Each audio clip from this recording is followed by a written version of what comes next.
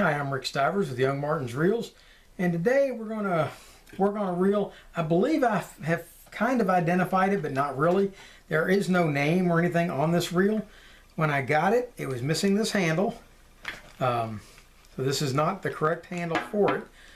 It was just like this with no name, nothing on it. I was able to go out on the internet and find 3 different reels that look very similar. None were exactly like this, but all 3 of them were made by the same company, and I'm going to try to pronounce the name as Kassnar. It's C-A-S-S-N-A-R. And the other 3 reels, one of them, the 300 class, had this very similar side plate.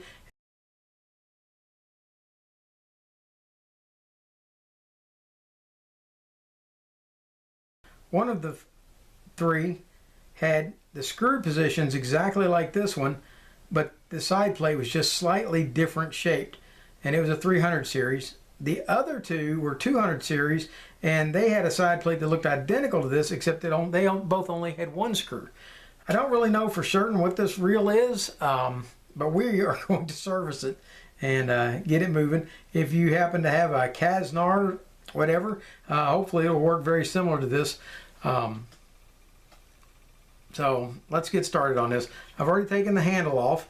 Let's go ahead and remove the drag knob and remove the spool. Before we get too far into this, let me explain to you again. This is my second operation using a checklist. I've modified the checklist again. This time I've made a specific checklist for spinning reels, another one for bait casters, and another one for spin cast reels. So here's my checklist for the spinning reel. And I've already gone ahead and filled it all out. Was I able to find a schematic? No, I was not. Is the reel complete? Well, it was missing a handle, and I was able to find a handle that works on it. It's not exactly right, but it does work on it. And it is missing the label that identifies what it is. Does the reel turn smoothly? Yes, this reel operates very smoothly. There you go. This is the one I identified earlier that worked perfectly well without a handle. Does the drag work? Yes, the drag did work. It was also able to be adjusted. Does the handle knob function smoothly? Yes, it does. And does we have anti-reverse? Yes, we do. And can it be turned off? Yes, it can. And I've turned it off. There you go. And we're going to leave it off now at this point. So let's move on. We're going to flip this over, and we're going to remove these 3 screws.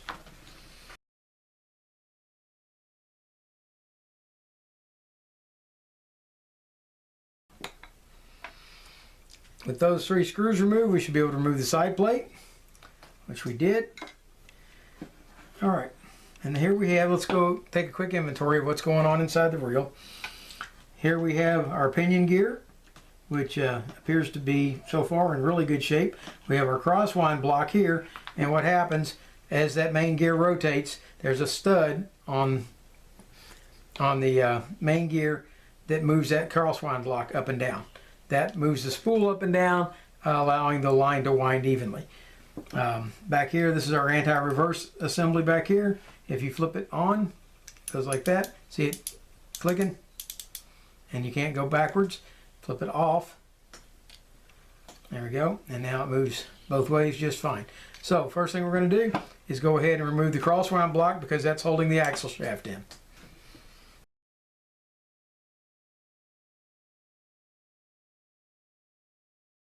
There we go. Okay, that removes the screw. I set it in this corner opposite of the other 3, and at this point we should be able to slide the axle shaft out. Axle shaft is now out, and there's your crosswind block. See how the slot in it rides on the stud right there. With that done, we should be able to remove this, and it appears that there is a U-clip right here.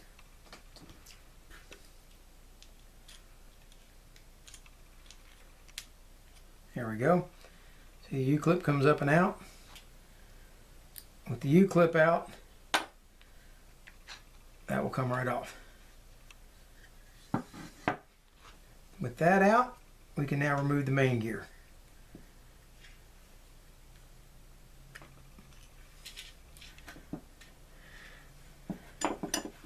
And that is pretty much all there is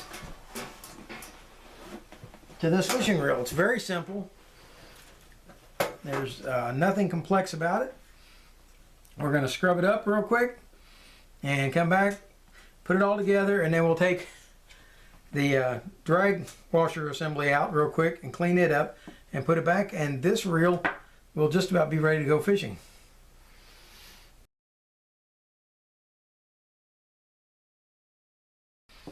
Okay, right off the bat, as we started this, we encountered this shim right here that stayed behind when we took the main gear out.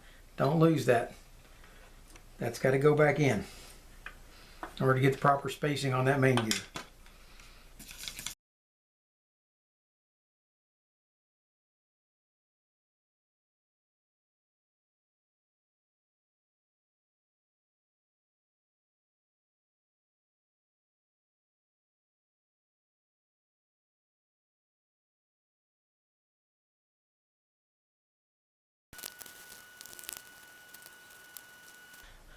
Alright, that's got all the pieces pretty much cleaned up, what few pieces there really are to this reel. One of the things I contemplated doing is on this crosswind block, you see that it wasn't very well machined along these edges. And I was tempted to take a file and file those down just because it's rough. And I'm going to file just this one little piece of it just so that it can't rub against the crosswind, the main gear. But they're really not hurting anything, I don't believe, except the one on the other side. There we go, that's better. On this side over here, there's a very sharp one right there that could actually cut you. So I'm going to go ahead and file that one off to boot, just to keep me from getting cut on it, or whoever the next person is coming in. Oh, there is one piece left I haven't cleaned, and that's the axle shaft. There we go. All right, at this point we're ready to reassemble. So we're going to start off. Well, before we get too far, we're going to zoom in on this so you can see, just in case the same thing happened to you as happened to me. There, now we can see. Okay, when I flipped this over to scrub the other side of it, the anti-reverse pawl fell out along with the spring that holds it. And it took me a few minutes to figure out just how that goes. So if you need to put this back in, it goes in this configuration right here. And if you look, there's a little hook right here.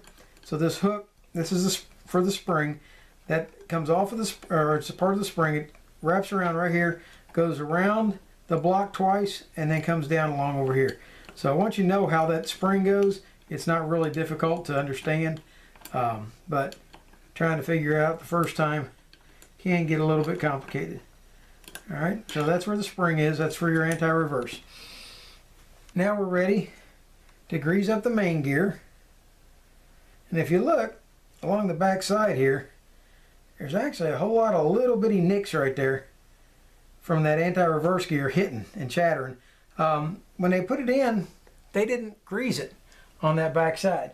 So we're going to grease it when we put it back in. I think we'll get a lot more life out of it that way. We're going to grease up the gear teeth, just the teeth along here. You don't want to slop it on. Once you got that done, put a little bit on the face right here because that crosswind block is going to ride on that. Then come back and put a little grease along the back side here for your anti-reverse pawl to slide against and to ride against. And if you've got grease on your anti-reverse pawl, that'll keep it from making so much noise and chatter when it's running, when you're actually winding the reel. It'll make it more of a click, click, click than a clack, clack, clack. So make sure to grease that, both sides. All right, we've got a shim in here. Next, I'm going to put some oil on the shaft of the main gear. I don't grease that, I oil it. And slide it in, make sure your shim is in place. Slide your main gear in.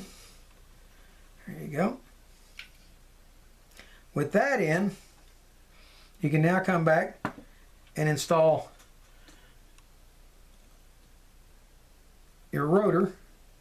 Go ahead and grease up the pinion gear. And if you've managed to get a little fuzz from your cotton swab stuck inside it, make sure to get that out, like I just did. All right. Add a little bit of grease up here where the bushing is going to ride. Remember, it doesn't need a whole lot, just enough to let it spin. There we go. With that done, now you can put this U clip back in. Remember, it's going to go into this slot right here. Take your U clip, slide it in, make sure it goes all the way down. With that done, now your rotor should turn. There you go. All that's functional. Reinstall your axle shaft. A lot of people grease this. I like to, because it's a sliding surface rather than a meshing surface, I want to oil it because it tends to create less drag in the reel that way. All right. Now, if you'll take and put your crosswind block in. Now this crosswind block could go one of two ways. It could go with the long end forward or it could go with the long end backwards. If you're going to put it with the long end forward, you're going to find, I believe, that it's going to hit up against your pinion gear. So make sure to put it in there the proper direction. With it installed, slide your axle shaft into it. Might need to wiggle it around a little bit to get it to slide through. Then make sure it comes all the way back. Make sure your axle shaft slides in back here. Now we're ready to put the screw back in. And this screw, for some reason, was very tight coming out. So I'm hoping it's not going to give me that same kind of grief going back in. But just to kind of help things, I'm going to add a little bit of grease on the shaft of it, on the threads, to hopefully help it go in easier.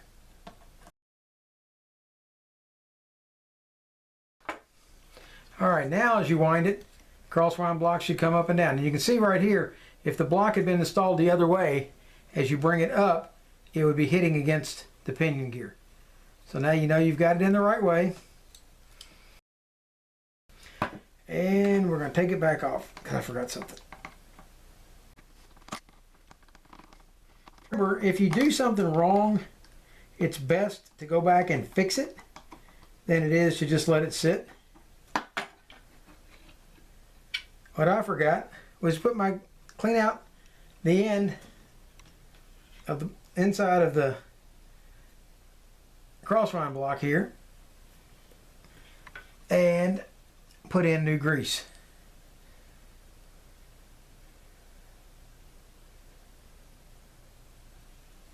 You want to increase the life of your reel, not decrease it.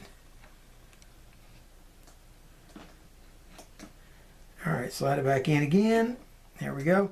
We're going to line that hole up with the screw.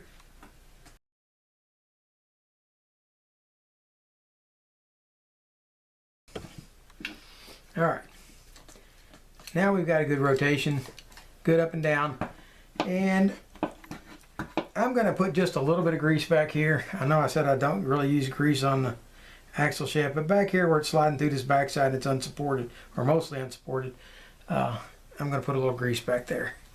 There we go. Most of it's going to come off.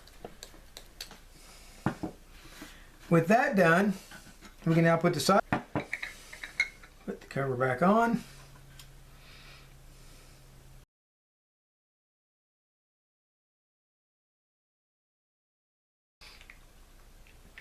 All right, we got the rotor back on. Let's see how we trip. Trips beautifully. Let's go ahead and put a drop of oil on the trip release right here. We're going to put a drop of oil in the bail, each side. This end probably shouldn't need any, but we'll put a drop in there anyway.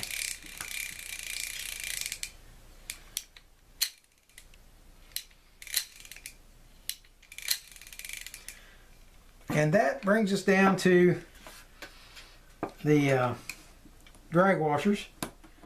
We've got a clip here. Now, any of you who've been watching me very long, you've seen me lose some of these clips, so pay attention, watch where it goes in case it shoots out on me. I got my finger on it just to try to hold it in place. Once I get a hold of it, there we go. Got it out. Okay, there's a thick washer. There's a really thick drag washer. Okay, now there's a metal drag washer in the middle of these two rubber or leather drag washers, and that's all stuck together, which it shouldn't be. Rub up the metal washers.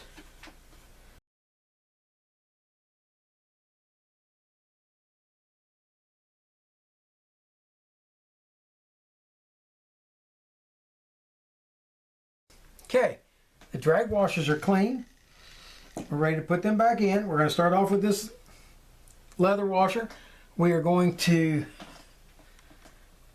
rub it down with a little bit of drag washer grease. We don't want it sloppy, just enough to make sure it's lubricated. All right, then we've got two different metal washers here. This one has the D shape in the middle. This one has the round shape. The round shape one came out at the bottom, so that's where we're going to put it back. Now we're going to put this other drag washer, the leather one, down inside the hole, followed up by the D-shaped ring. Once those are in, it's time to put the clip back in. Make sure the clip goes all the way down and into the groove. With that done, slide the spool back on. Tighten down your drag nut. Now if you tighten it down really tight, it should just about completely lock the spool, which it did. Once you've done that, loosen it up a little bit. There you go. That's loosened up the drag. Anti-reverse is working. Anti-reverse can be turned off. Turn it back on. There we go. All right, drag's working. So let's run our checklist. We didn't find a schematic for it. The reel is complete, except for the label that tells you what kind of reel it is. We did find a handle that we put on it. Does the reel turn smoothly? Yes. There's nothing on the reel that's broken. Does the bail operate smoothly? Yes, it does. Does the drag work? Yes, it does. Can the drag be adjusted? Yes, it can. Does the handle function properly? Let's go ahead and add it does, but let's go ahead and add a drop of oil to it. Keep it free, moving free. Okay. Does the anti-reverse work? Yes, it does. All right. So there's the checklist. There is the reel. That is as best I can tell, Kassnar. It was probably made in the late 60s, early 70s. It's a sweet reel. It's going to go out there and go into the somebody needs to fish me box and find a home. So this is Rick Stivers with Young Martin's Reels. If you liked what you saw today, please hit the like button. If you didn't like it, please hit the dislike button and tell me what you didn't like. If you wish to see more videos like this in the future, by all means, subscribe. I think we've got the whole number up to 35 now. Woo! And I'm signing out. Thank you.